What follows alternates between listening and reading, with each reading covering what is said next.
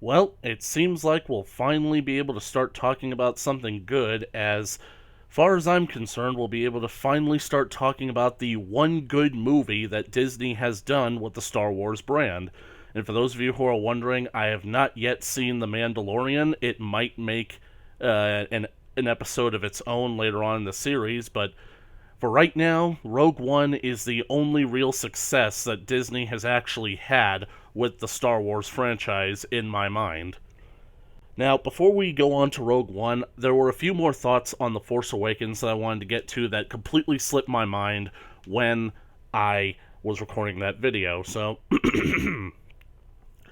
as I basically said, I went into the movie wanting to give it a chance, but I had my predictions about what the movie was going to do. The trailers reinforced those predictions, and not only did it turn out that I was completely right about all my predictions, yet Disney somehow managed to surprise me even further with how disappointing that movie was.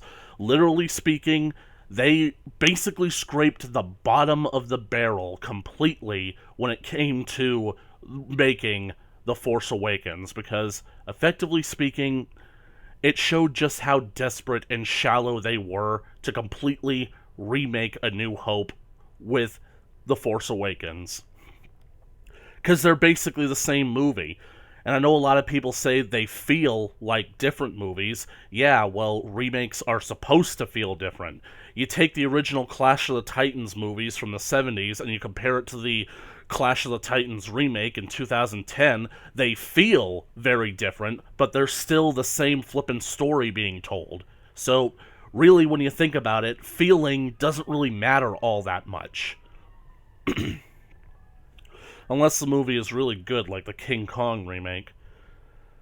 So, basically speaking, I was just so apprehensive and disappointed at this movie that I walked away just feeling so dissatisfied that I wasn't really interested in anything that Disney was going to do. I was curious to see why Luke was on the island and like what he was gonna and how like him training Rey was gonna end up being, but unfortunately my curiosity was outweighed by my beliefs that at this point Disney was so desperate to not only basically like make hit movies and win over the original fan base that Episode 8 was just going to be Episode 5 all over again, despite the fact that the writer and director swore up and down that it wouldn't be.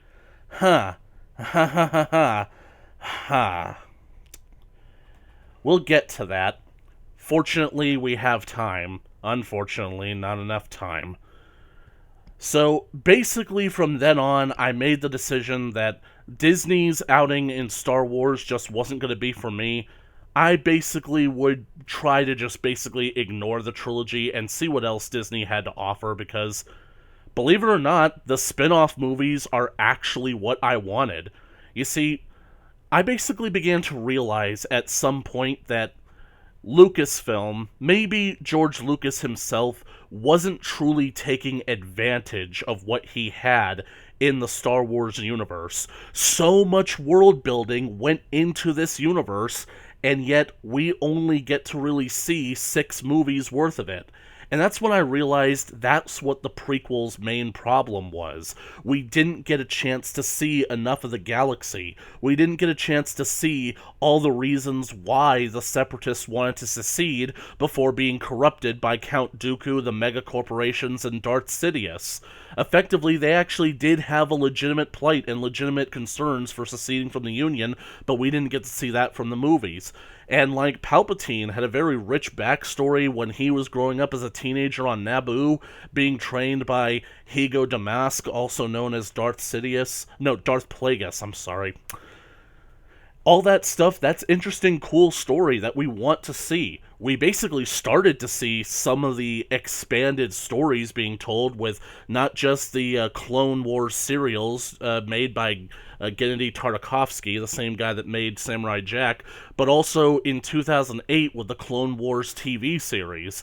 I went to see the Clone Wars movie in theaters, and, well, like I said last time, it just felt like 3 episodes strung together, but... And I didn't really give the Clone Wars a chance, but I have been watching it on Disney Plus these past few days, and I gotta admit, it's sort of a mixed bag, but I'm enjoying myself. The point is, I was wondering, why is it that George never did any kind of TV show or even spin-off film taking place in during the age of the Galactic Civil War, during the age of the Empire? Because we've seen so much exposure with the Clone Wars era, the Old Republic and whatnot. Why not get the era of the original trilogy? Because I guarantee people would pay to see that. So, honestly, the idea of spin-off movies that didn't have to affect the greater canon of the actual saga of 1 through 6, I was all for those. Heck, I was even slightly for the idea of a Han Solo movie. I'll have to explain that one later. But I was definitely all for the prospect of a Boba Fett movie, even an Obi-Wan movie starring Ewan McGregor, explaining what Obi-Wan was doing on Tatooine in the 20 years while Luke was growing up. So, I felt like this is good potential for storytelling. Unfortunately, like, when it came to the prospect of the fact that Disney basically like had control of this franchise, they left such a bad taste in my mouth when it came to The Force Awakens that from that moment on, I basically like completely refused to ever give Disney any money in regards to these new movies. Now, did that mean that I wasn't going to see them? Well, that depends on your perspective, because but we'll effectively get to that later. So, I basically mentioned that, like, Rogue One is probably the most solid of Disney's era movies, but there's still a lot for me to talk about. I'm going to try to keep this video as short and succinct as possible because I want it to basically, like, be quick, clear, and concise, focus on what's positive, focus on what's negative, and get through it as quickly as possible. So, when Rogue One basically started up, when I first heard the title, I was a bit confused because, I mean, like, Rogue One, like, isn't the Rogue Squadron the squadron of, like, rebels flying in the snow speeders from episode 5? Why is it that they basically, like, named an entire movie after, like, one of those ships? Like, the guy from Empire Strikes Back who rescues Han and Luke after they've been trapped out in the blizzard all night, that guy is Rogue too. So it's like, yeah, basically, like, they're flying that Rogue Squadron, so why would they name the movie after this? Then I found out what the plot synopsis was going to be. It was going to take place before the events of the original Star Wars, A New Hope, and basically it was going to be the story of how the rebels stole the secret plans for the Death Star. And I'm left thinking, okay, this is both good and bad.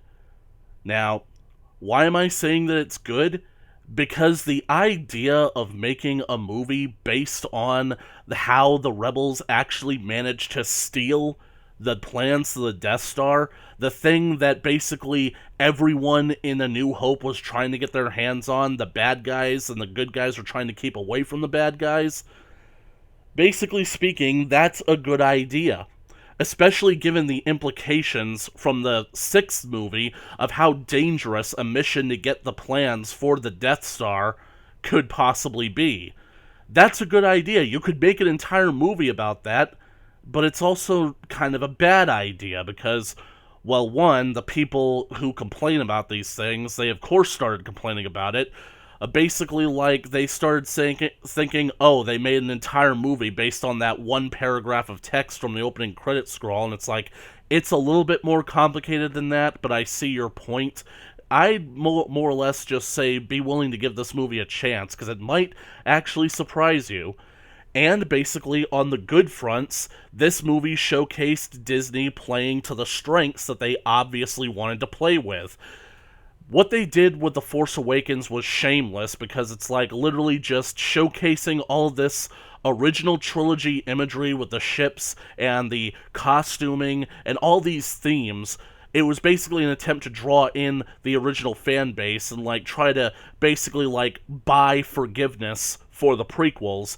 And it was just shameless there because it's like the galaxy should have moved on by now. But this movie takes place during that era, which means that all of that original trilogy stuff is not going to feel out of place. Go ahead. Use it to your heart's content. Fans are going to love it. There's a time and place for everything. The Force Awakens was not the time nor the place, but this movie is. So why did I say that it was bad? Because, well, unfortunately, by this point, it was no secret that the entire expanded universe had been nuked from orbit, now relegated to Legends, and now Disney was being flat out just blatant with the fact that they nuked that stuff from the expanded universe so that they could do the ideas their way and also claim credit for the stuff they wanted to steal. And basically speaking, the story of how the Rebels actually stole the plans for the Death Star from Legends material is actually one of my all-time favorite stories from the expanded universe. I don't know if it more or less syncs up with like how it went down in like other mediums like the novels or the comics or whatnot, but I have seen evidence that stories from the medium that I'm talking about were based off some of those stories, so I think that everything kind of like had an air of inspiration. What I'm talking about is the story that was told during the 501st Rise of the Empire campaign from the true Star Wars Battlefront 2 for the PS2 back in 2005, shortly after the release of Revenge of the Sith. That game is so much fun, and I love playing it. Basically speaking, during the third act of the game, you basically hear the narration from the stormtroopers, basically describing that while the Death Star was being completed, it was used as a maximum security prison of the Empire's most wanted criminals and, like, rebel traitors and whatnot. Basically speaking, a riot broke out in the detention center that caused a whole lot of confusion, led by a Jedi survivor of all people. We never really learned his name. And somehow or another, they managed to make a copy of the blueprints for the Death Star and sneak it off of the Death Star in a shuttle. And so now, that led us into the events preceding Episode 4, with Vader basically ripping and tearing all across the galaxy, trying to pick up on the trail of these the transmissions for the blueprints, and eventually leading to Princess Leia. It's a cool story, and I really enjoyed it. I liked that story, and I felt that it was basically was a good canon telling of how that story went down. Because the best part about it is that it's basically like every single time the Empire thinks that they've won, that they've gotten the blueprints back, it turns out the Rebels were one step ahead of them and the blueprints are already gone. And so you get to have the battle on the Death Star, you get to chase the Rebels to Polis Massa, the place where Luke and Leia were born, in a level that's literally called The Birth of the Rebellion, so hint hint there. And then you go to Tantive 4, where you have to capture Princess Leia at the end of it. It's a cool campaign, and I really did enjoy it, so I preferred that story rather than what I knew we were going to get in this movie, because it effectively made me realize that it's like, this movie is literally telling everybody that that story is no longer canon, and that always kind of rubbed me the wrong way. But still, I was willing to give the movie a chance. Unfortunately, the lead up to the movie wasn't exactly all that reassuring.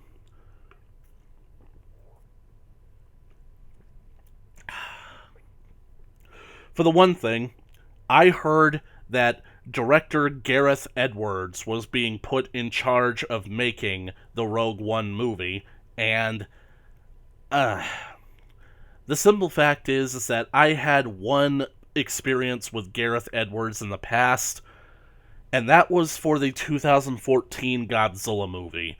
And I gotta admit that whatever Gareth is doing right now, I kind of feel sorry for him, because it felt like this guy was a young up-and-comer who was literally given the keys to the biggest kingdoms on this planet. Literally the biggest franchises you can imagine. Godzilla, which is huge over in Japan, and Star Wars, which is huge over here. This guy was literally being handed these great franchises, and when it came to Godzilla, it seemed like he just wasn't ready to actually use this franchise. Almost like he was completely ashamed of the idea that he had to make a movie about Godzilla, because what's a movie about Godzilla where Godzilla is barely in it? And I've said it in my other videos, the big problem with Godzilla isn't the fact that he has little screen time in that movie, it's the fact that the movie isn't even about Godzilla. He's not a catalyst for the entire plot, he's a reaction to the plot. And it's just, he just has no real presence in the movie because he just feels like an afterthought, like an accessory that only exists because the Mutos exist. But anyways, I was hesitant with the idea that Gareth Edwards was directing this movie. So, because it's like, yeah, he's notorious for, like, taking the main character of the friggin' movie, the titular character, and not showing enough of them, not using the resource that he has. But we knew that this movie wasn't going to have any of the main characters from the original trilogy, so why bother?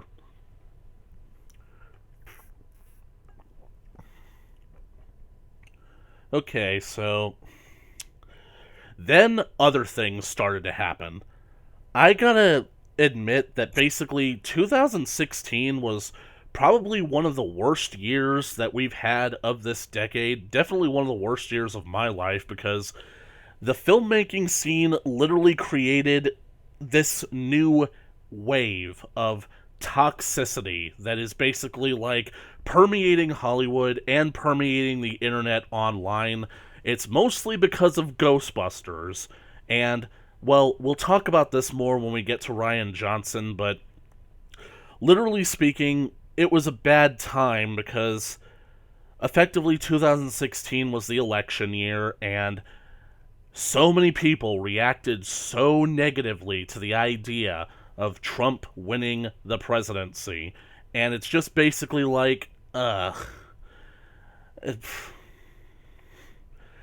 mean, even the people that I went to school with at the time reacted badly to it.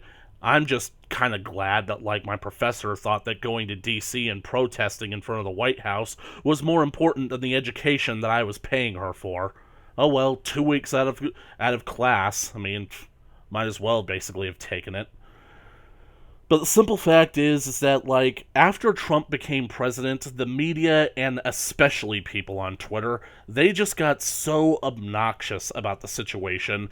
And even back when I was just basically kind of apprehensive towards Trump, I basically was literally like, please, just keep the modern day politics out of this. We watch these movies to escape reality. Quit trying to make a commentary about our current situation and just make something that entertains us.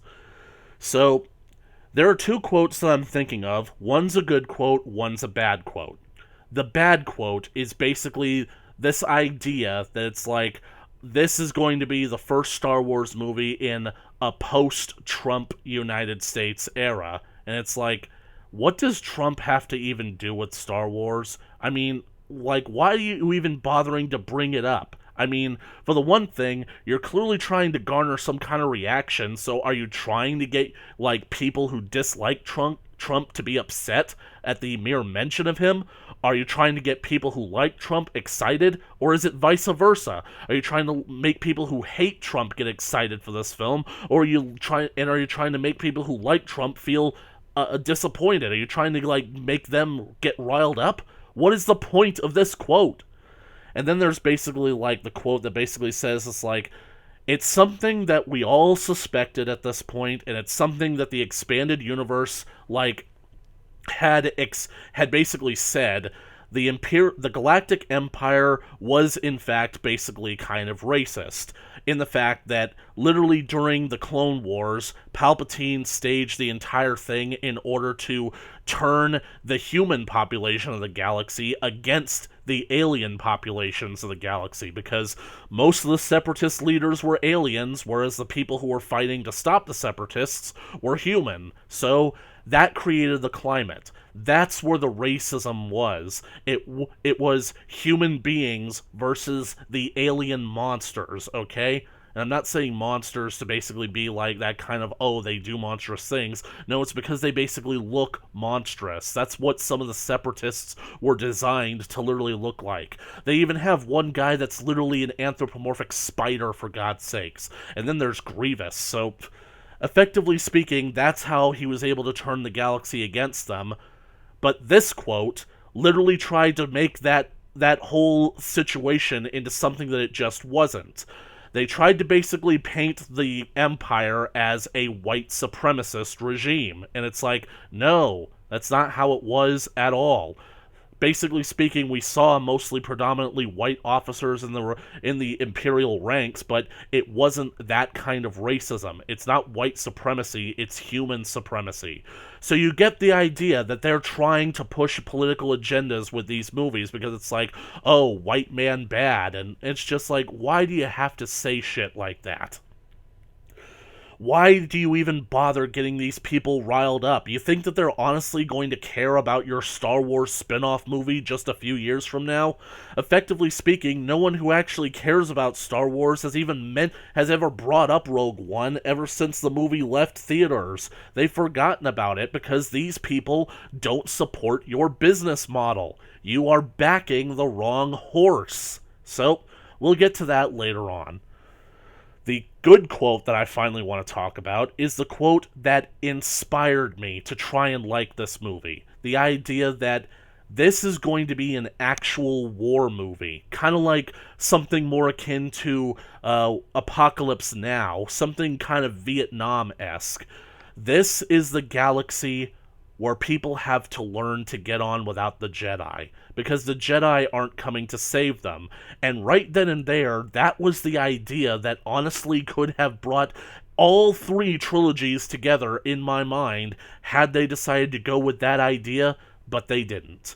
But with this movie, the spin-off movie that no one gives a damn about, they decided to explore the idea of how does the galaxy get on and fight without the Jedi coming to protect them? How do they learn to stand up on their own and take the fight to the Empire to fight for freedom and what is right? Well, I have to watch the movie to find out. Effectively speaking, it was one of the few times that my dad was able to fly in from Mexico City and come and visit us for Christmas season. I remember that was the year that I actually made a set of Dragon Balls for me and my siblings, and I actually bought my dad a little Star Wars Cocoa mug that looked like Darth Vader. It actually broke when he opened it. He unwrapped it, he dropped it, and it shattered, so we had to rush to a Walmart in order to find a replacement, but that's not important to the story. So basically, my dad wanted to drive back to the old neighborhood to say hello to some old family friends and coworkers, and I thought that, well, I just got a gift card from a longtime friend for a movie theater that's not near us. So the movie theater is actually close to the old neighborhood. While we're down there, let's go see a movie together. And I knew that we were going to see Rogue One. So like I said, I refuse to ever pay to see a Disney Star Wars movie, but fortunately, I keep getting gift cards. So if it's not coming out of my wallet, I didn't pay for it. So basically speaking, the gift card got us both tickets, and we sat down, we watched the movie. And I gotta say that, I was pleasantly surprised with Rogue One. I'd say that it's an enjoyable movie from the second half of the movie. The movie, up until then, has a lot of significant problems, and the movie actually still has significant problems, even with the climax, but I gotta admit the climax did win me over. And I was, in fact, curious to basically see, if the rumors could be true, if the female character Jyn Erso would survive these events and later go on to be the mother of Rey, because what a great way to tie the entire thing together. You make a spin-off movie, and you introduce a character who's going to be relevant to the saga in the spin-off movie. That would be cool. Unfortunately, I didn't necessarily have all that high hopes, especially because I was greatly anticipating that it was most likely that all the new characters from this trilogy, they were most likely going to get killed. And I wasn't just thinking that because they hadn't appeared in the franchise up until now, because they didn't exist in the original trilogy. It was because of the fact that they were literally doing a mission to steal the plans for the Empire's most secretive, just highly destructive weapon in the hopes to try and find a weakness. And let's face it, Episode 6, Return of the Jedi, literally state many Bothans died to bring us this information. Yeah, this was going to be a suicide mission regardless how much you slice it. And I find that so funny because, like, I remember MatPat at the time trying to basically, like, make a theory about how the members of the Rogue One team end up becoming the Knights of Ren. And I'm just left thinking, they would have to be, like, some of them would have to be, like, in their 60s when they're fighting alongside Kylo Ren. Are you sure that he'd basically, like, have them as his knights? I don't think so.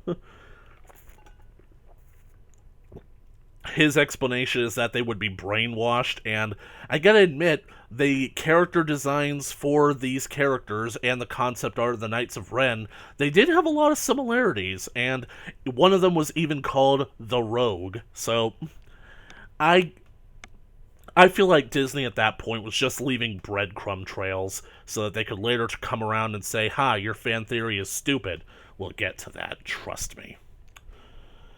So, I guess, like, there's nothing to do now except talk about the movie itself, and I gotta admit, I actually like the way the movie opens. I like the fact that we have a long time ago, the whole thing that starts off every Star Wars movie, but we don't get a credit scroll. We immediately get the dramatic music, and we immediately get the shot of space, and eventually we get our title.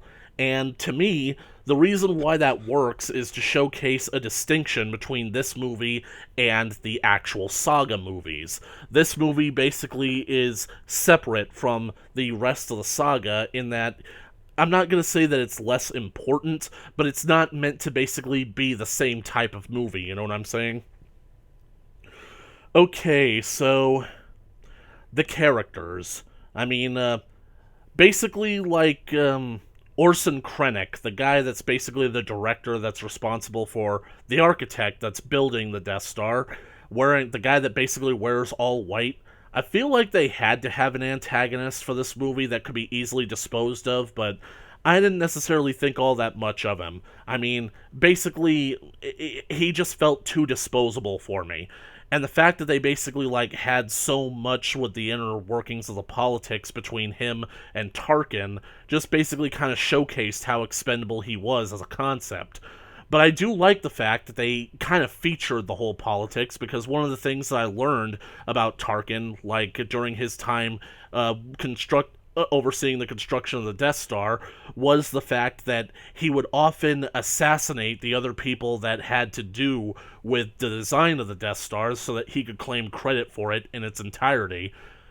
But honestly, that history kind of makes me wonder why the heck didn't Krennic see any of this coming, so I guess there's not really much conversation with Krennic.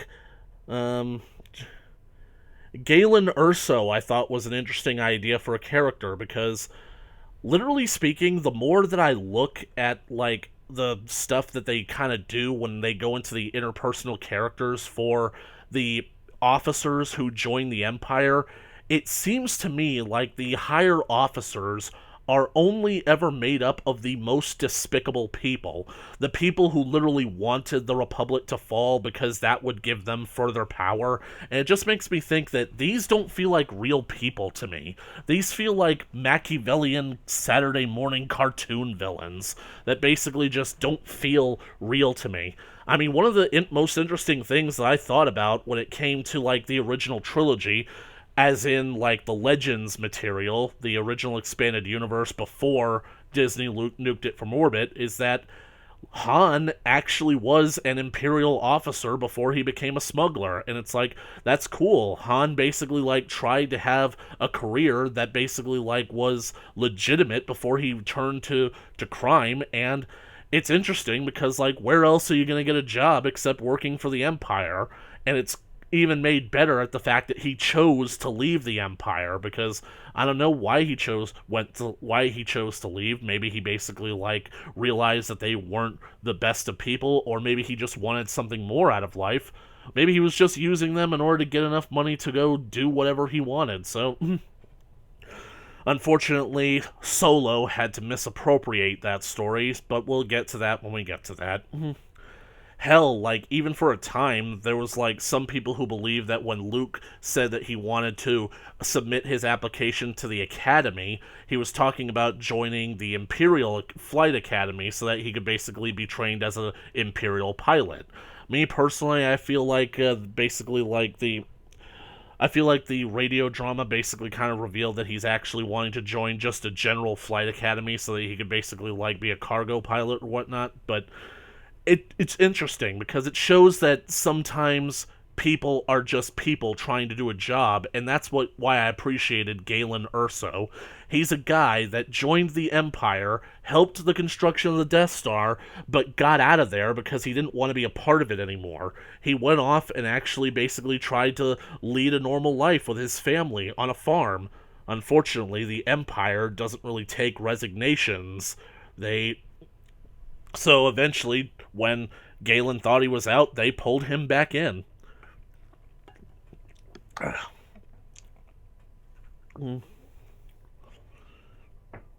I dropped my key. Okay, so...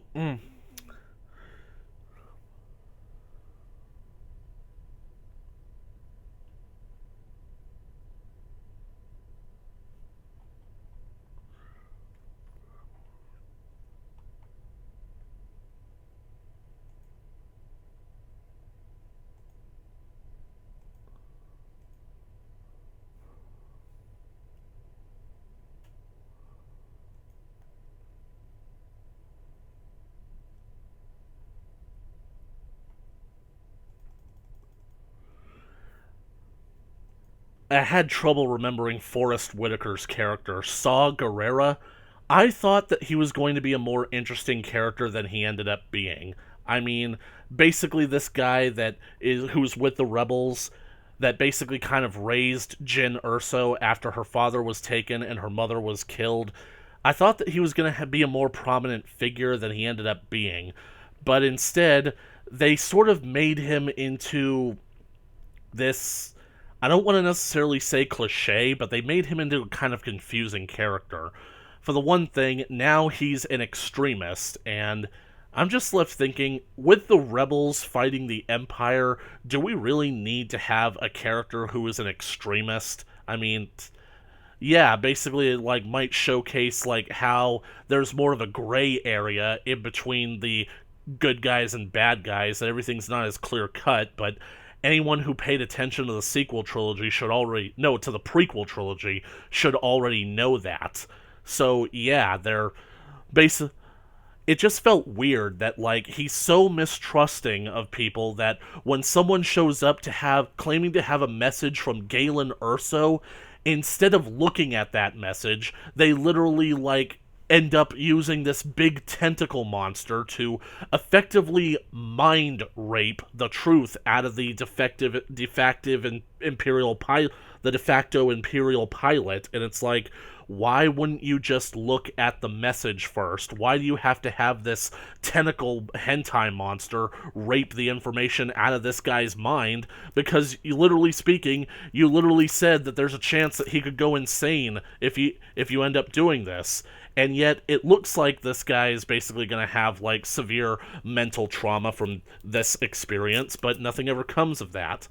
And I'm not going to lie, the fact that Forrest Whitaker is basically the third asthmatic cyborg that we've got in this entire franchise, yeah, I felt like that's a bit too far. I mean, I was basically okay with General Grievous, especially because my memory of him was more attuned towards how he was introduced in the Tartakovsky Clone Wars serials before his chest got crushed and he started coughing all over the place.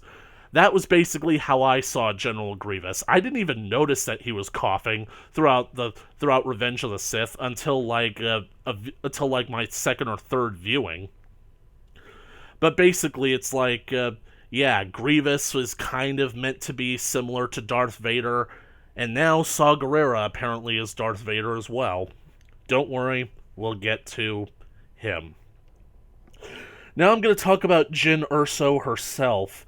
I admit that I actually like Jyn a whole lot more than I like Rey. I mean, not only do I think the actress playing her is prettier, I mean, who exactly is she? I can't necessarily remember who she is. I mean, but I definitely think that she's not only prettier, but she's also more talented. Uh,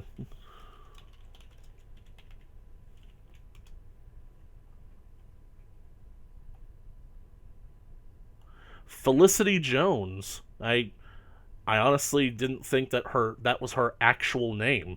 I mean, like, I thought that Felicity Jones was the name of a TV show on Netflix. Okay, so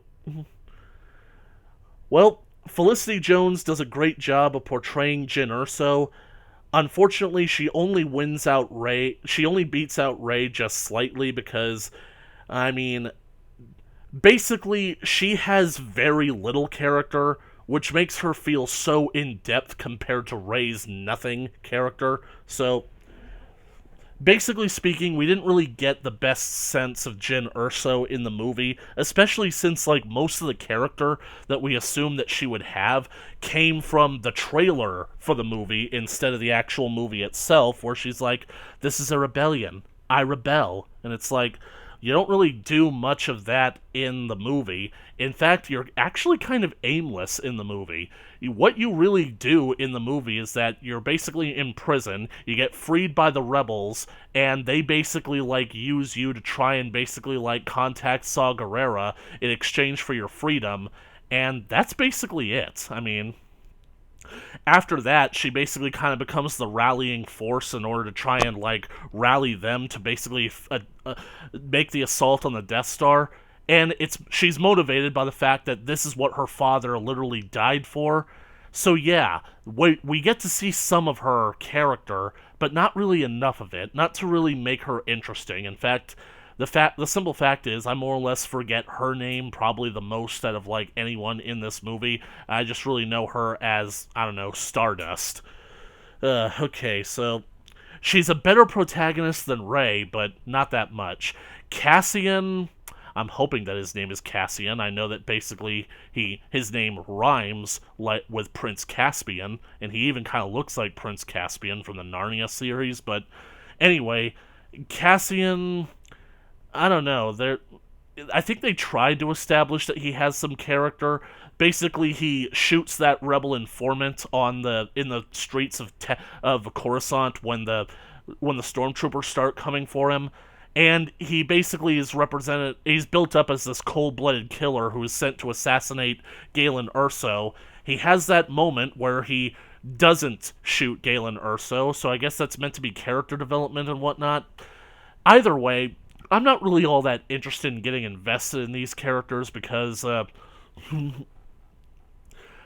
knew that they weren't really going to last anyway. I basically knew that like they were gonna get killed because this movie was literally just a suicide mission.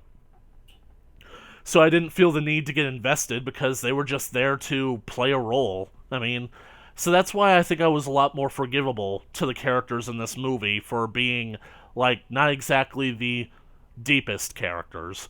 But I think that I can agree with everybody that one of the absolute best characters from this movie is K2SO, if that's his name, the reprogrammed Imperial droid, and he's a version of droid that we haven't seen before, but I feel like we can ultimately forgive that because he does sort of look like what you would imagine the Empire would design a droid to look like. Something tall and lanky and imposing that somewhat has a skeletal vibe to him. The fact that he's so snarky and comedic, it's basically like, yeah, this guy, he's C-3PO, but can actually fight, and not much of a coward, so basically, basically I appreciated the droid. Some of the stuff that he said was kind of like cringy, but it's easily forgivable. He's easily one of the best parts of the movie. while I basically have the opportunity, what I can't believe like they actually managed to do was that they found so many actors and actresses in these movies that actually do resemble characters from the original trilogy who must basically be like in their 60s or 70s or maybe even be dead now. And basically it's like that woman really does look like Mon Mothma, and the other guy does look like the rebel general from the original Star Wars movies. That, I admit, was really impressive. And then basically there's somebody else that I didn't expect to be in this movie. Grand Moff Tarkin, played by Peter Cushing. Except for the fact that Peter Cushing's been dead for more than 20 years now. That's basically not Peter Cushing, that's basically an actor with Peter Cushing's face CGI'd onto his face. Now, I gotta admit, I think that the CGI looks impressive, even though you can still see it. I personally always believe that the Uncanny Valley is just something that you can't really get out of. There's never going to be a moment where CGI looks 100% perfect to replicate a human being. So it's just something that you're gonna have to accept, and I gotta admit, seeing Tarkin in this movie was actually a pleasant surprise. Like, I thought that they were going to stop just by showing Tarkin's reflection in the windshield of the Star Destroyer, looking at the completion of the Death Star's construction, and that was going to be it. That was meant to basically imply that, yeah, that's Tarkin, but we can't actually show his face because he's not really there. But the fact that they actually showed him and made him into a character, I could get behind it. I mean, he looks like he stepped out of a video game, but I could get behind it. What was even better about this is that my dad was actually fooled by it. He basically was like telling me in the car that I'm actually surprised they got the guy who played Tarkin to come back after all these years. And I'm like, you mean Peter Cushing? Yeah, that was impressive. And I'm like, Dad, Peter Cushing's dead. That character that we saw was CGI. And my dad was fooled. I mean, maybe because he doesn't have as much experience with watching movies like this than I do, but he was fooled by it, so... Okay, so back to the characters. The de facto pilot, he doesn't really do much in the movie. He's basically just kind of there. That's basically the best that I can say about most of the characters, that they're there, except for Chirrut. Chirrut is basically this blind old monk that basically kind of like... He's clearly Force sensitive, but he's not a Jedi. He uses the Force to kind of see, and he's honestly a badass. This is one of the things that I liked about the movie, seeing like his kung fu antics and fighting with a bow staff, all blind, and yet basically with the use of the Force, because it's something that you would expect to have in a Star Wars movie at some point. Somebody who is not a Jedi, but can still use the Force to fight. And it goes to show like the whole situation with like, this is a galaxy that doesn't have the Jedi. The people have to learn to get on without them. So it would make sense that eventually people would eventually learn that they have to use the Force themselves in a lot of ways. Oh, unfortunately, Chirrut's friend and partner, the guy with the gun, I don't exactly remember his name. For some reason, the name Blaze keeps coming up to mind. Well, he basically is just there to kind of be Chirrut's support, you know what I'm saying? I'm sorry that I can't really remember his name, but he didn't leave all that much of an impact on me. When Chirrut got killed, sacrificing himself in that whole I am one with the Force is with me scene in order to, what was it?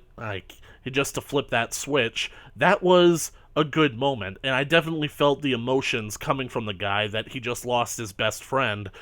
But that's basically the best that I could basically get from his character. So it just feels like every single character is there to fill a role, and that's pretty much it. Okay, so that's basically the characters down. Alright, what else can I talk about? The climax of the movie is really good.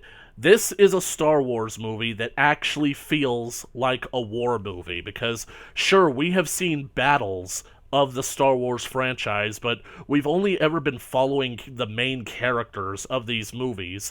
The characters that are basically are going to survive, so basically we don't necessarily see the carnage of people who aren't going to survive. Like, basically speaking, the best that we've really seen from the Star Wars franchise, I would say, is from the original Star Wars movie when the stormtroopers first board Tanative 4 and basically are shooting all the pilots, the gunmen, and whatnot. So that's probably the best that we have gotten in the series so far, because everybody else, you basically you're following the perspective of a character that you know is going to live.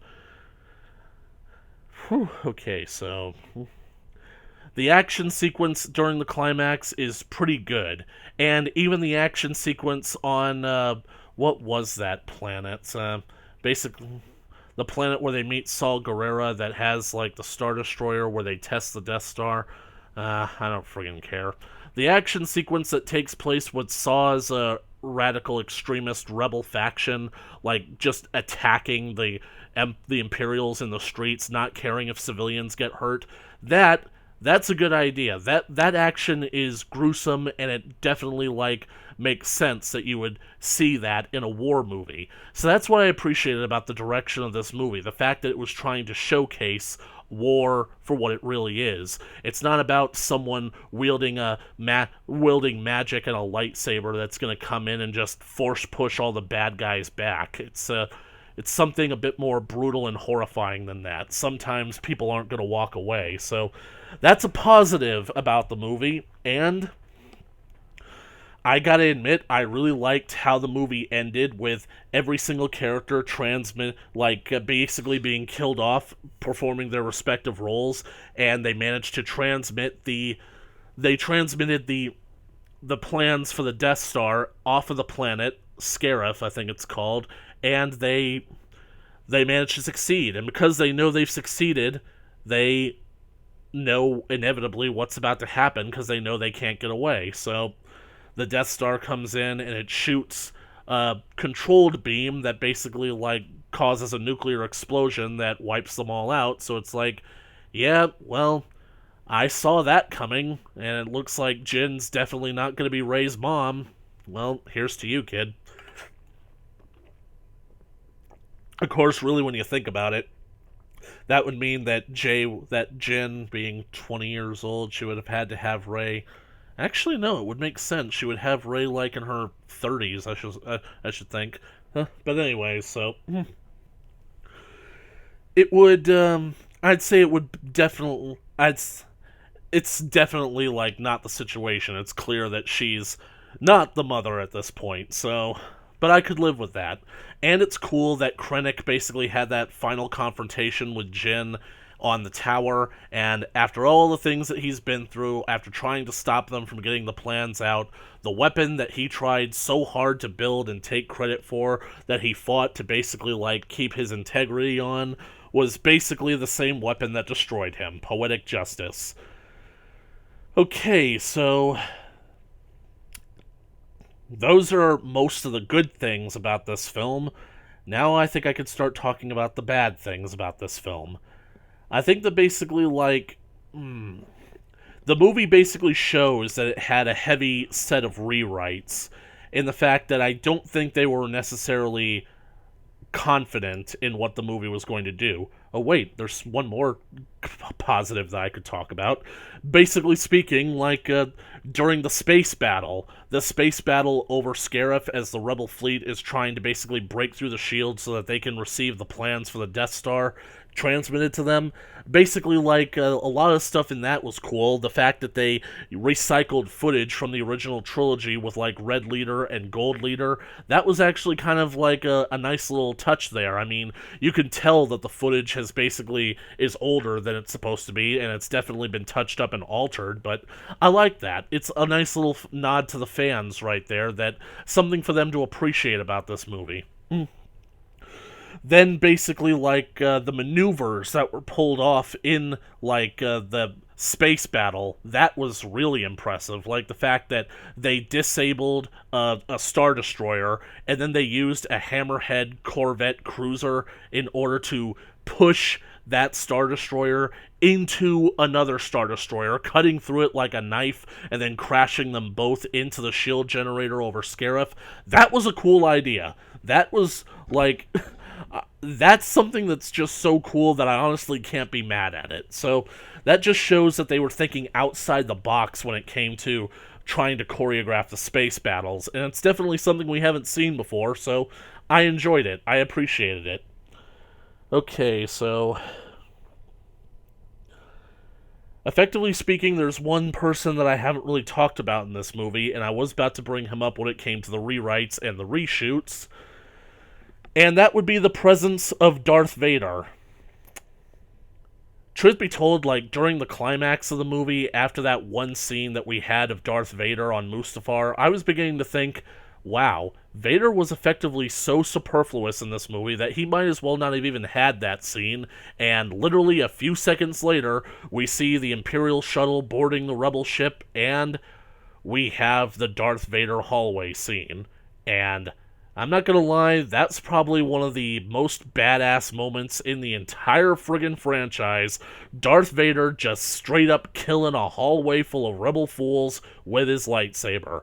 I mean, I can't exactly follow what happens 100% for sure, but I'm pretty sure there's a moment where he literally catches a laser bolt in his hand, holds onto it for a few minutes, and then throws it back at one of the rebels. And it's like, that was friggin' awesome. He uses the Force to lift a guy onto the ceiling, walks past him, then cuts him with his lightsaber without even looking at him.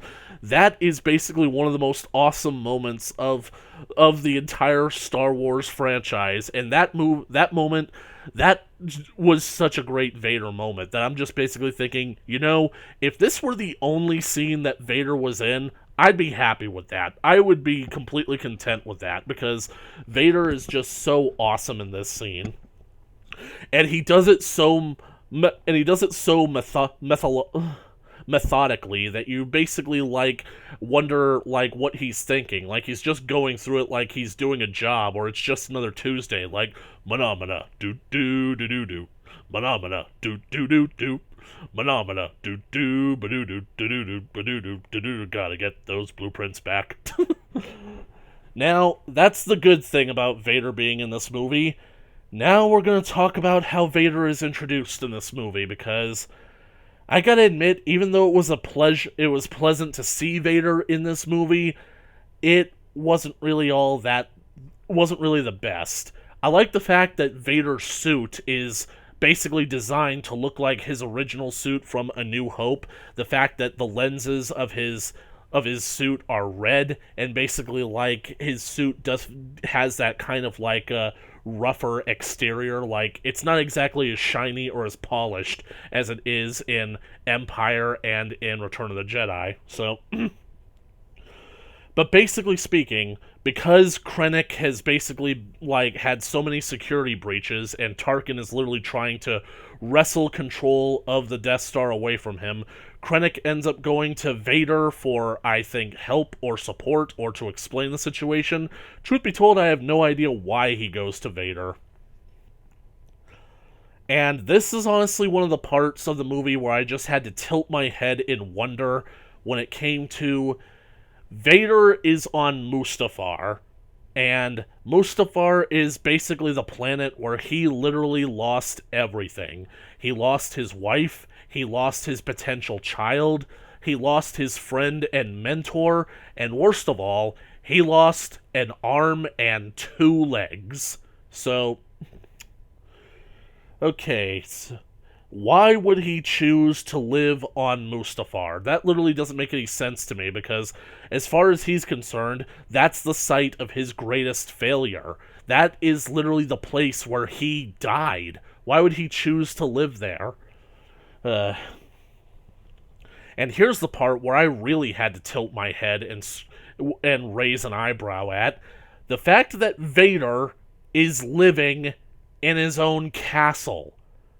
Look, I mean, you would have to imagine that Vader would have some kind of home, like, somewhere in the galaxy, but the idea of living in a castle, I mean, Vader is not the kind of guy that I would imagine would have a castle. I mean, he barely strikes me as the kind of guy that would have a home to begin with, because Vader seems like the kind of guy who's constantly working, only stopping to sleep, but he can only really sleep inside of his meditation chamber, so why would he even bother having a home? Like, why not just...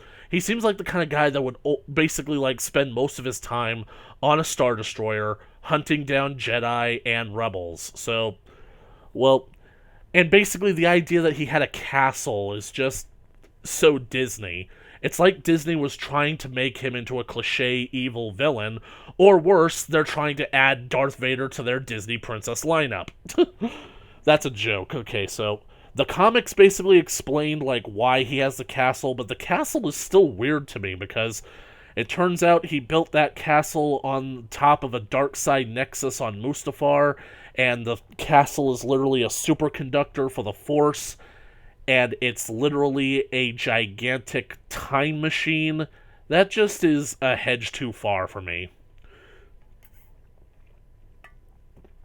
So anyway, Vader lives in a castle on Mustafar, and he's chilling out in a Bacta tank, which is good, because I was wondering, like, if they ever even tried to use Bacta tank technology to heal his injuries. So basically, he's in the Bacta tank, and the tank has to be drained when Krennic arrives, and we see Vader emerge from the shadows, fully cloaked in his suit and armor, and then he starts talking, and I like Vader's dialogue. It's very Vader-esque, but there's a problem with the delivery, and it's something that I really have hated saying over the past few years, but it's getting to the point where Sir James Earl Jones either sounds too old to continue voice acting anymore, or he sounds like he just doesn't care about certain characters anymore. You guys probably know what I'm talking about, and I'll actually continue on this topic later on when we get to the Rise of Skywalker, but James Earl Jones's voice for Vader in this just makes Vader sound old and tired. Literally, there's one line in this conversation, actually several lines, where Vader sounds like he's literally on the verge of yawning.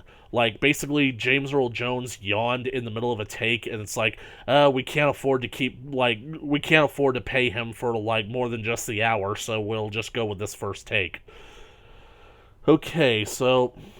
And for those of you who like want to basically get some perspective on what I'm saying, go watch the original Lion King, where basically like James Earl Jones was the voice of Mufasa, and then watch James Earl Jones' performance as Mufasa from the live action remake.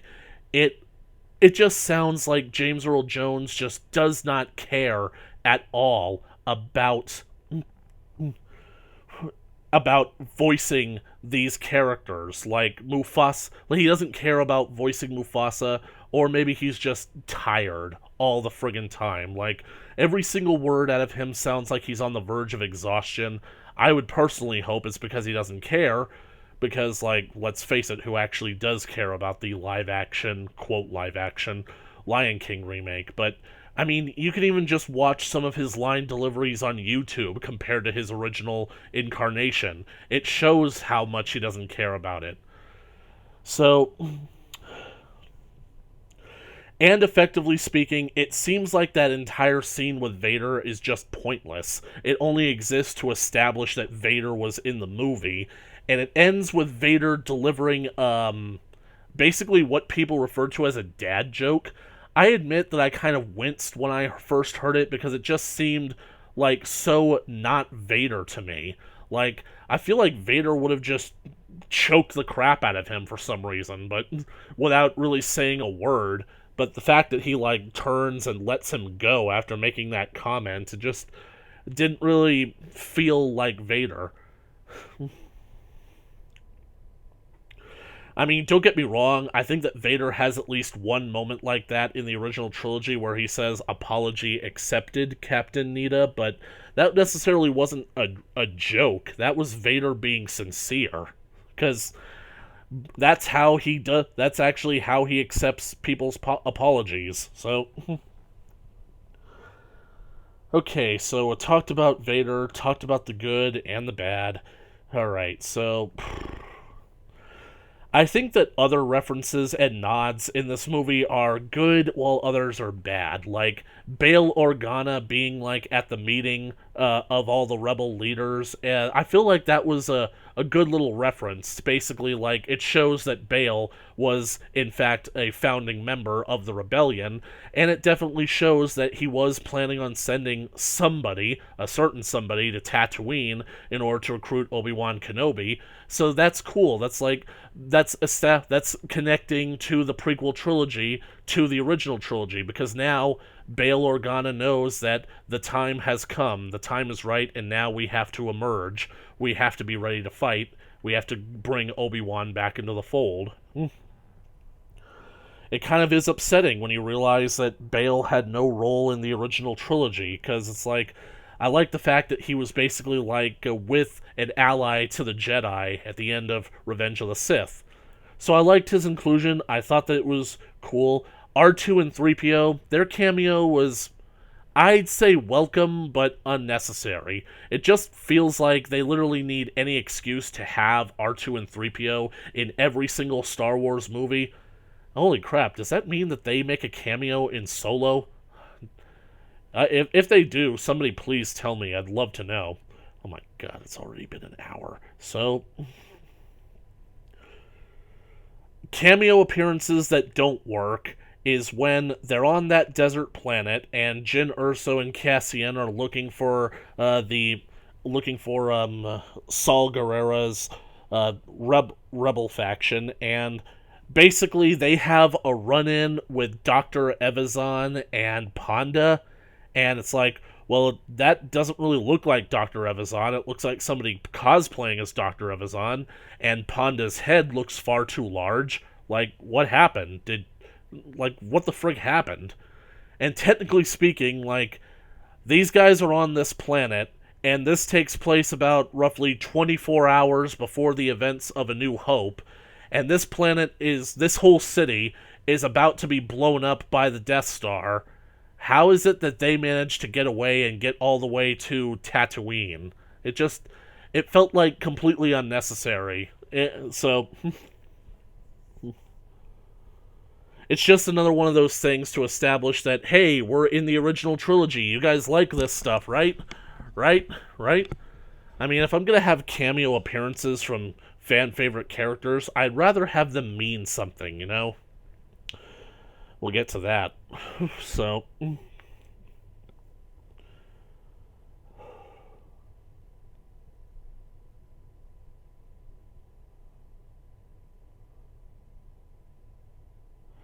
now I think we're going to have to talk about my ultimate peeve with this movie. The one thing about this movie that prevents me from actually enjoying it to as much as I would like, because the simple fact is that even though I thought that this movie was a good idea to make, to base a movie off of, it shows a fundamental misguided belief about the original trilogy, and it shows a complete misunderstanding of what the original Star Wars movie was all about.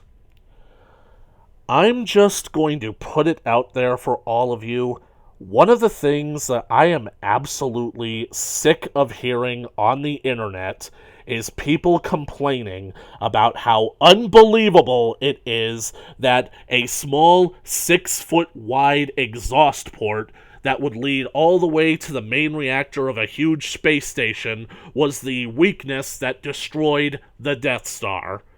Why am I complaining about that? Because it's like, do you guys not understand the themes of the movie? A lot of people are saying that it's a gigantic plot hole because the Empire would never overlook something like that. It's stupid how they basically would have this design flaw that leads straight to the main reactor that could literally destroy the entire station in mere moments. Yeah, just like if you were to blow up any reactor inside of a space station. So, I'm tired of hearing that criticism because it has been thrown around so goddamn much, and it just shows that the people who are making that criticism don't understand Star Wars.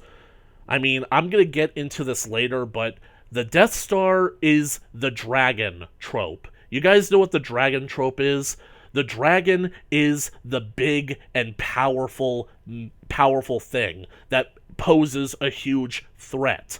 It's the dragon is the thing that the protagonists have to destroy, but the dragon is so heavily armored and strong and powerful that it's unlikely that they'll be able to kill it and will probably die in the process. However, the dragon is so overconfident in its own powers and abilities that it overlooks one weakness. Guys, this is Tolkien levels of writing right here. Every dragon has a weakness that they overlook because they are blinded by their own arrogance. So yeah, that's what the Death Star is. So how does this movie address this quote-unquote plot hole? Why, it's simple. As it turns out, this movie isn't all about getting the plans to the Death Star at all. This was instead all about them trying to get a already concocted secret battle strategy designed by Galen Erso in order to exploit an intentional design flaw that he built into the Death Star itself, codenamed Stardust, because apparently the thermal exhaust port was always meant to be the secret to killing the Death Star and killing everybody on it. That just shows a fundamental misunderstanding of what the theme of the original movie was and what the characters were fighting for. The fact that Galen designed it to be an intentional design flaw just showcases that it literally robs the significance of what the original movie was all about, what all the rebels that were fighting, what they were fighting for. It cheapens everything about them.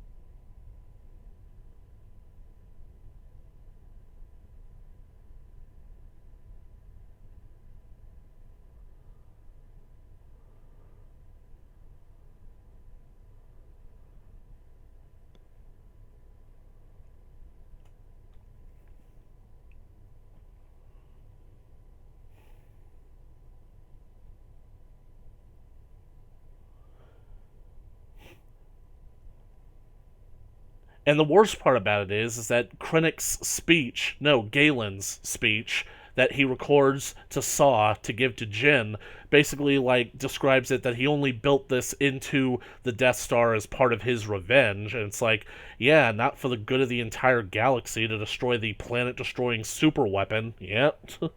Just basically doing it for revenge. So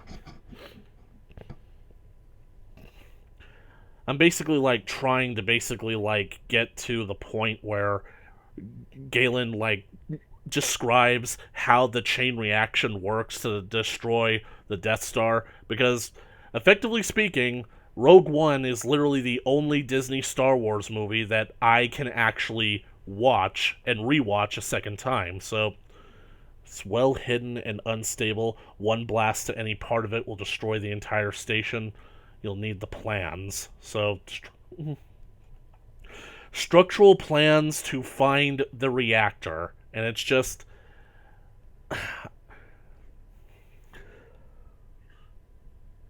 Literally speaking, if they had just removed a few lines of dialogue, all of this would have been better.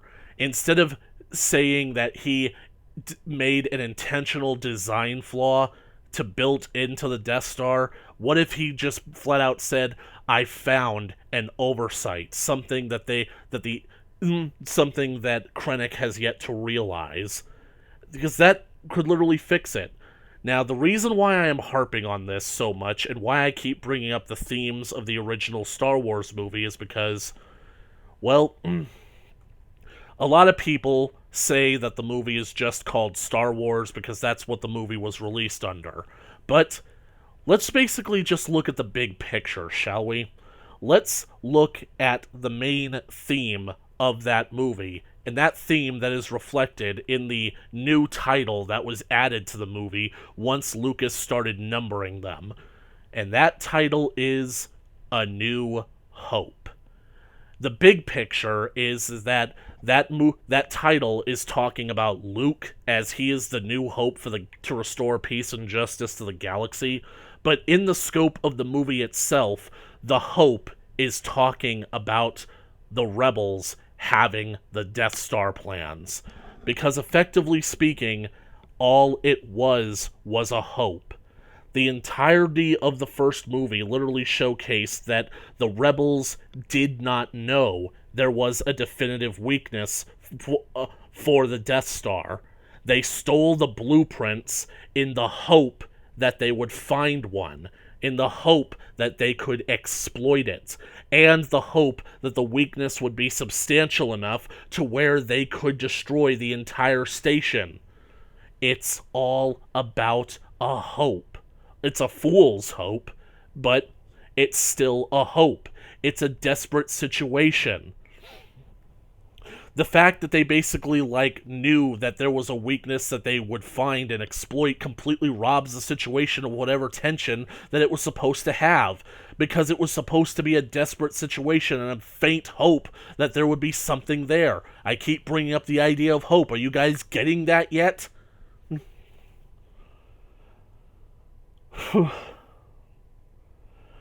I think that basically the most powerful hope comes in times of absolute uncertainty, where you can't 100% be sure that everything will work out, so all you have is the hope that it will work out. So the idea that they basically would know about it just robs it of any volition, any tension.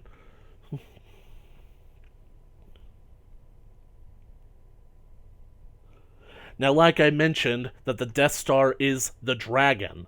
So many people find it so unbelievable that the Empire would overlook such an intentional design flaw. Yeah, a thermal exhaust port. Probably not even the only thermal exhaust port on the huge fucking battle station that has an opening that's only 2 meters wide that has a 280-mile shaft directly to the main reactor to vent all that thermal exhaust away from the main reactor? Yeah. Who is going to suspect that that is going to be the weakness that undoes this entire battle station? The simple fact is the movie literally already set up the Empire for being like this. Their arrogance was their undoing.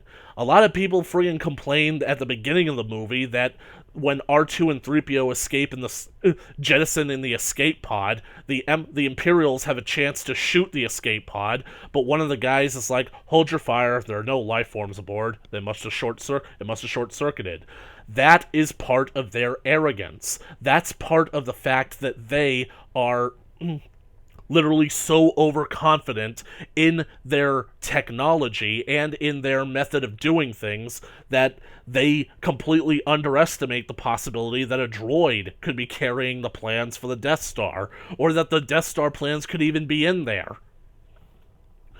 Because honestly, how the heck would an escape pod just jettison out there when it had no life forms aboard? So, it shows that they are overconfident. That's a theme with the Empire. That's a theme of, that's a theme with the entire trilogy. Not just with the Empire and especially the Emperor at the end of Return of the Jedi, but even in The Empire Strikes Back, with basically, it shows that Han and Luke were both overconfident in the fact that Han constantly thought that the Millennium Falcon's hyperdrive was going to be reliable, even when he was sure that they had finally fixed it. He was overconfident that his friend Lando would help them, and Luke was overconfident that he could beat Vader and rescue his friends on Bespin, and he paid the price for it. But we'll get to that. So, it always friggin' irritated me that so many people considered this totally not a plot hole as a completely unbelievable plot hole, and it's like, I just wish that people would shut up about it already, because if it's a joke, it's not funny. If it's a criticism, it's not valid. So, quit bringing it up already. Okay, so another thing with the Death Star. The Death Star was literally designed to be a planet-busting weapon, so I find it hard to believe that the Death Star has a dialed-back setting that can destroy an entire city. It's like, I just don't feel like the Death Star was ever meant to be anything like that. I feel like the only reason that they did it like that is so that the Death Star could have a presence in this movie, when in reality, the first time it ever destroyed a planet was Alderaan. So, that's effectively the best that we're gonna get, so it's not really all that worth complaining about, so I'll just move on. Alright, so I know that there was something else that was something big. Oh, yes. Effectively speaking, like, I could really get behind everything else in the movie except the ending. The ending is literally where the movie completely 100% loses me, and it showcases how much better this story was in the expanded universe. Because as I mentioned in the Battlefront 2 story, the plans were smuggled to Polis Massa, and then a copy of them were made to beam off of the asteroid station where it was picked up by Tentative 4. And that goes along with Vader's lines. Several transmissions were beamed to this ship by rebel spies. I want them to know the location of the plans they sent you. So effectively speaking, it shows that, like, Vader was working on a hunch in the original movie. Leia is completely, like, just appalled and shocked at the idea that the Empire, that Vader would have such nerve to attack the personal cruiser of a senatorial diplomat. And she's basically like, the Imperial Senate will not sit still for this when they hear what you've done. And he's basically like, you are a traitor.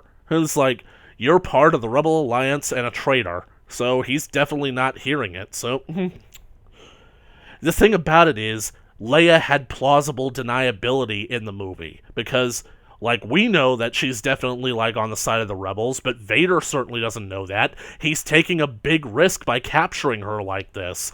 Literally speaking, that guy, that Imperial officer that talks to him, he's like, holding her is dangerous. If word of this gets out, it'll create sympathy for the rebellion. And basically, it's like, literally, like, Vader has to cover up her death in order to tell the Senate, in order to get away with holding her as a prisoner. He literally says to send a distress signal and then inform the Senate that all aboard were killed. So, yeah, he had to fake her own death in order to keep the Senate off of his back, because what he did is technically illegal, but he's working on a massive hunch that she actually does have the plans to the Death Star. This movie, however, fucking ruined that. Because you know that scene earlier on in the movie with the meeting with the rebels at Yavin 4, where Bail Organa says that he's going to send Leia on the secret mission to recruit Obi-Wan Kenobi? Yeah. The movie basically ends with this big climactic space battle where the rebel fleet comes in to basically kind of reinforce the characters on Scarif. Holy crap, I just realized I forgot to talk about something. I'll save that for the end. Alright, so they come in to reinforce the rebels on Scarif to try and make sure they get the Death Star plans, and they're on this big Mon Calamarian medical ship and whatnot, and so the plans get transferred from the radio tower up to the Mon Calamarian ship. They're copied onto a disc, and then we have Darth Vader's hallway scene, and the plans get personally hand-delivered to Princess Leia, because the Tentative 4 is docked inside this military frigate that was just in a space battle against the Galactic Empire. She turns to the camera, and it's clearly not as good as good mocap as they did on Peter Cushing for Tarkin, because like there's just something that's like even more unnerving about seeing a young Carrie Fisher in this one, especially because like I'm gonna put it out there. When we left the theater, Dad and I literally received the news that Carrie Fisher just had her heart attack on that very same night. And it's like, we just saw her in the movie, and it's like, she's a tough old gal. She'll pull through it. Yeah. Anyway, not only is the scene weird and a bit of a touchy area to think about considering that she died so soon afterwards, but the simple fact is, this goes to show what I said earlier about a fundamental misunderstanding of the original movie, because, literally speaking, her ship is spotted by Vader fleeing the scene of a rebel attack on an Imperial base, and she thinks that she has any kind of plausible deniability after that. I'm sorry, but that just doesn't work. It really doesn't work for me, and that's one of the reasons why I can't really accept this movie as being canon. It's the best attempt that Disney has made when it comes to these movies, but that's what prevents it from being recognized as canon for me, because it retroactively makes the original movies worse. And that's really my only criteria for judging whether or not the movies can be viewed as canon or not. So, effectively speaking, it not only ruins the concept of trying to find hope in a desperate hour in the original movie, it also basically, like, completely makes the characters utterly stupid. It's like, should have, like, jettisoned, she literally should have tried to get out of there as quickly as possible. Like, she should have basically got out in an escape pod before the Star Destroyer ever caught up with her.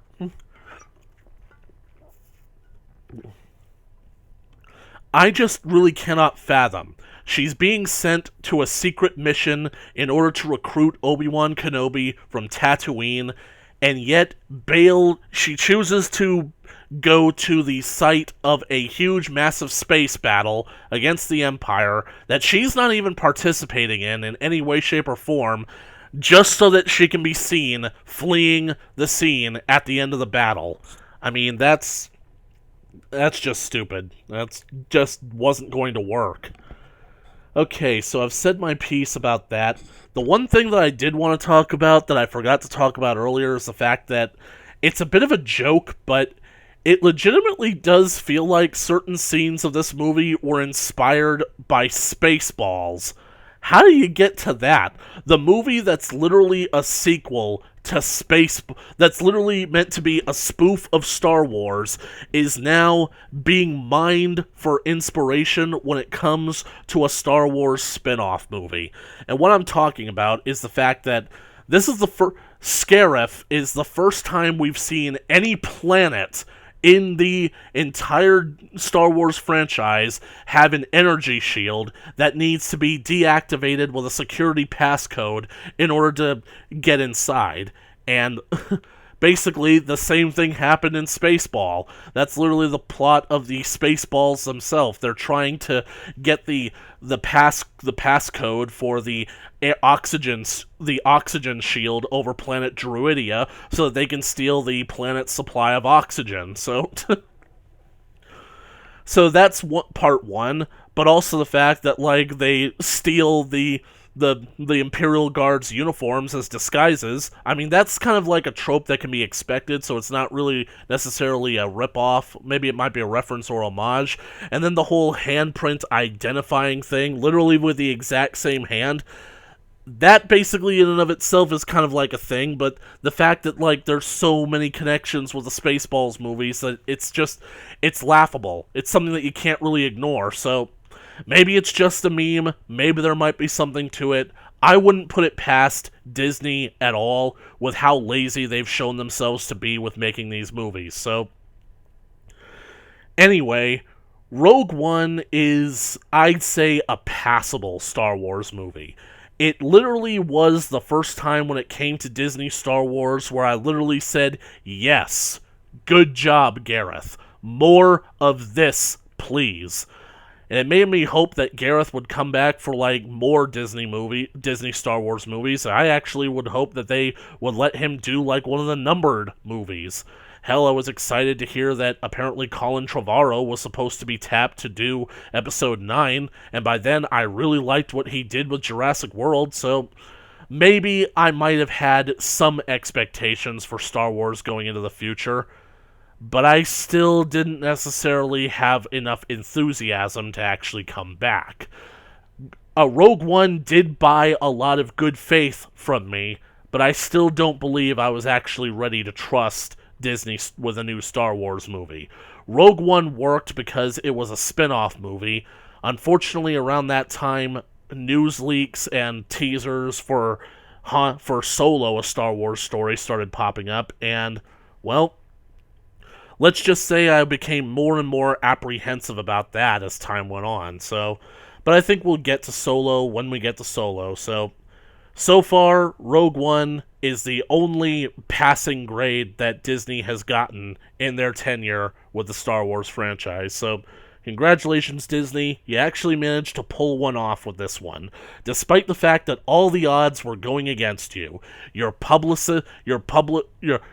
publicity for this film literally wasn't the best, and worst, friggin' the blue check marks on Twitter literally went out of their way to try and make people hate this movie. People already thought that it was superfluous because you're bloating just one paragraph of text from the original movie into a feature-length film.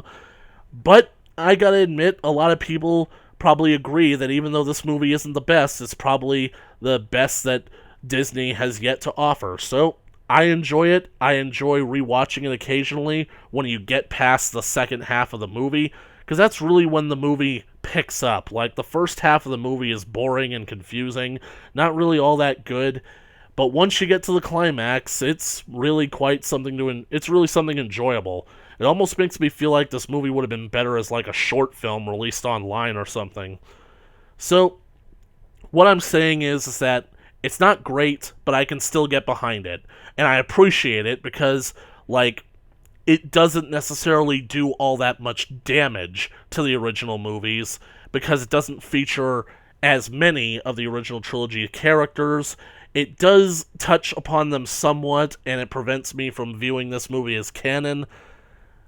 So basically, I'll just more or less stick to, like, the Legends material instead. Anyways, that was my rant review of Rogue One. I literally can't believe it took me an hour and a half when I was expecting this to be done within 45 minutes.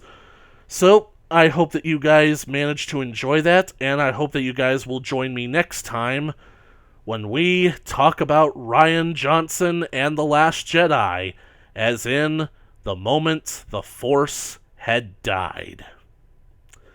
It's all downhill from here, folks.